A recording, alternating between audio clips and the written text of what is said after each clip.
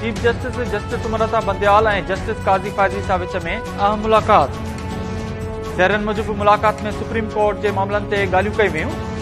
अदालती फ़ैसिलनि ते सहन जी तारीख़ लिखण ते बि ॻाल्हियूं। ज़हरनि मूजिबि मुलाक़ात में जस्टिस काज़ी फाइज़ी सां जी पार्लियामेंट वारे दौरे ते बि ख़्यालनि जी ॾेवट थी।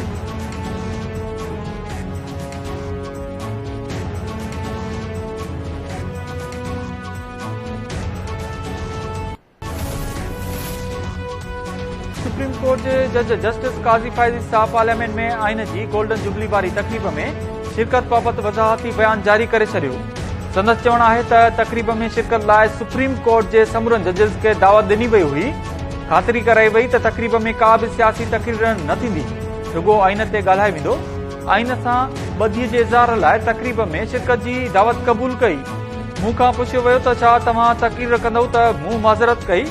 तक़रीब में सियासी बयान ॾिना विया त पोइ मूं बि ॻाल्हाइण जी दरख़्वास्त कई। उहा हैरत जी ॻाल्हि आहे त माण्हुनि खे एतिराज़ आहे आउं किथे वेठो हुउसि, एतिराज़ कयो वियो त मूं आइन जी तक़रीब में शिरकत छो कई।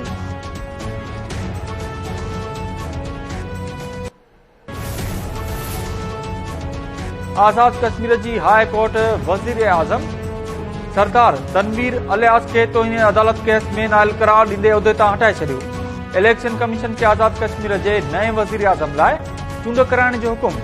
अदालत तौहीन अदालत केस में सरदार तनवीर अलियास खे अदालती वक़्तु ख़त्म थियण ताईं सज़ा ॿुधाईंदे नाइल करार ॾेई संदसि असेंबली जी रुकनियत बि ख़त्म करे छॾी।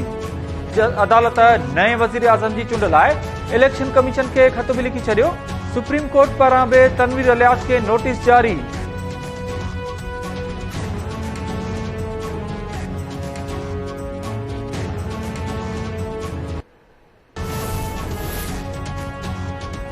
वफ़ाक़ी हुकूमत सुप्रीम कोर्ट जे हुकुमनि बावजूदि इलेक्शन कमीशन खे पंजाब जी चूंडुनि लाइ फंड जारी न कया।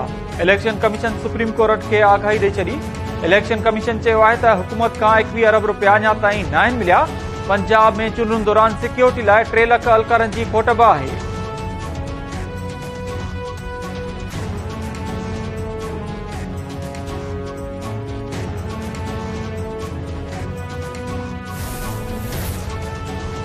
इमरान खान जो रवैयो ईअं ई रहियो त 8 अक्टूबर ते बि इलेक्शन न थींदी।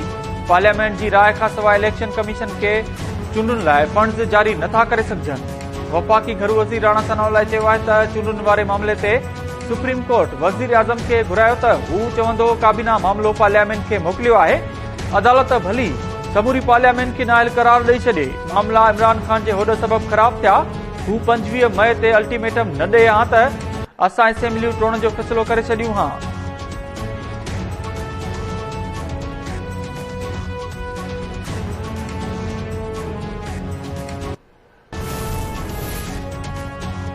हुकूमत सुप्रीम कोर्ट जे हुकमनि खे रदी जी टोकरी में उछलाए छॾियो आहे।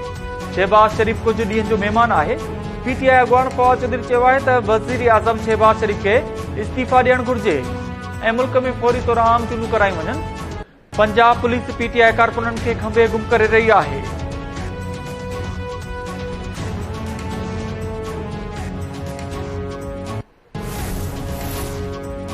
सूबाई वज़ीर शर्जील इना मेमण अॻूणे चीफ जस्टिस साकिब निसार खे इमरान खान जो सहूलियतकार करार ॾेई छॾियो। कराची में तकरीब खे ख़िताब कंदे शर्जील मेमण चयो त साकिब निसार इमरान खान खे सादिक ऐं अमीन करार ॾिनो ऐं चूंड खटाइण में बि किरदारु अदा कयो। जस्टिस काज़ी फाइज़ी सां जी पार्लियामेंट में अचण ते मुहिम हलाई वई। साकिब निसार चीफ जस्टिस हूंदे इमरान खान सां संदसि चैम्बर में वञी मिलंदो हो। पीटीआई वारा बि साणसि घर वञी मुलाक़ातूं कंदा हुआ। सदर अलवी बि इमरान खान जे चवण ते गैर आइनी कमु करे रहियो आहे।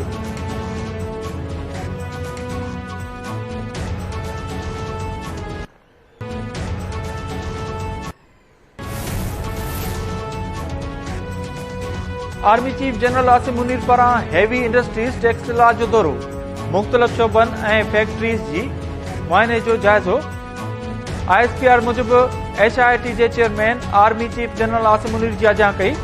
आर्मी चीफ पारां एचआईटी में ठहंदड़ 155 mm आर्टिलरी गन बैरल जी तयारी जो मुआयनो।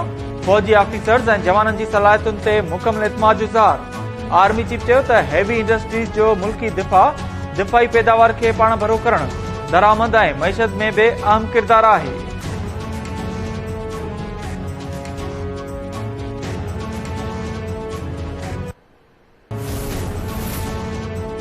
सिंध जे खोराक खाते कलम 144 न हुअण बावजूद कणक जी चुरपुर ते अणियल आनियल पाबंदी लगाए करप्शन ऐं भत्ता वसूली जी बाज़ार गरम करे छॾी।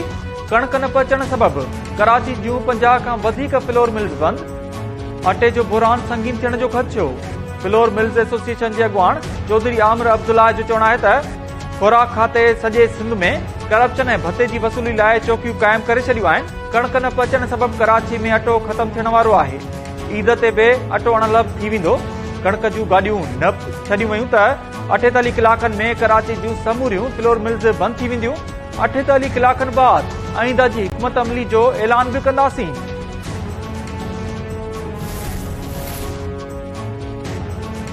खोराक खाते पारां अदालती हुकुमनि जी भञकड़ी थर में फूड सुपरवाइज़रनि खे फूड इंस्पेक्टर्स जूं टे चार्जूं ॾियण जो इंकशाफ। ज़रनि मूजिबि फूड सुपरवाइज़र कृष्ण लोहाणो खे डिप्लो मिठी ऐं कलोई में फूड इंस्पेक्टर जी चार्ज मिलियल। ज़ुल्फकार राहिमो खे इस्लाम कोट शाशरो ऐं नगर पार्कर जे फूड इंस्पेक्टर जी चार्ज। ॿई फूड सुपरवाइज़र्स थर में खोराक खाते जा कर्ता धर्ता बणियल। कृष्ण लोहाणे ते कणक जे सवे बोरियुनि जे हेराफेरी करे किरोड़े रुपया हड़प करण जो बि इल्ज़ाम।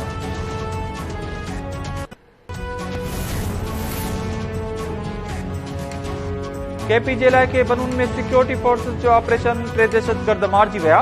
ISPR जो चवणु आहे त मारिजी वियल दहशतगर्दनि वटां हथियार ऐं बारूदी मवाद हथ कयो वियो आहे।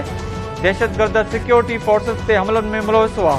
मारिजी वियल 3 दहशतगर्द शहरनि ख़िलाफ़ कार्रवाइनि में बि मुलविस हुआ।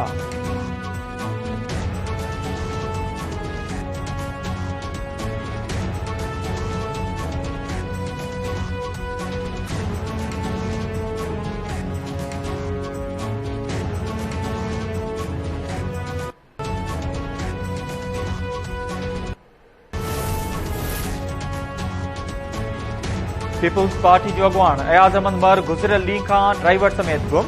संदसि भाउ डॉक्टर नज़ीर अहमद मर जो चवणु आहे त अयाज़ अहमद मर गुज़िरियल ॾींहुं कराची जे गिज़री वारे इलाइक़े मां गुम थी वियो। अयाज़ अहमद मर ऐं संदसि ड्राइवर जा मोबाइल नंबर बि बंदि पियल आहिनि। चकवासी अयाज़ अहमद मर खे पीपुल्स पार्टी 2018 ईस्वी में सेनेट जी टिकट बि ॾिनी हुई।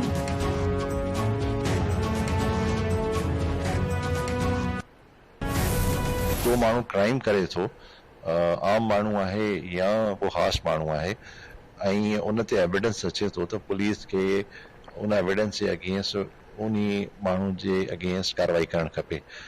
न कि उनजो स्टेटस ॾिसी करे जेको आहे सो लॉ खे अप्लाई करणु खपे। ऐं तव्हांखे यकीन ॾियारियां थो त जेकॾहिं कंहिं बि अहिड़े माण्हू जे अगेंस्ट को एविडेंस अचे थो त पुलिस हुनखे स्पेयर न कंदी।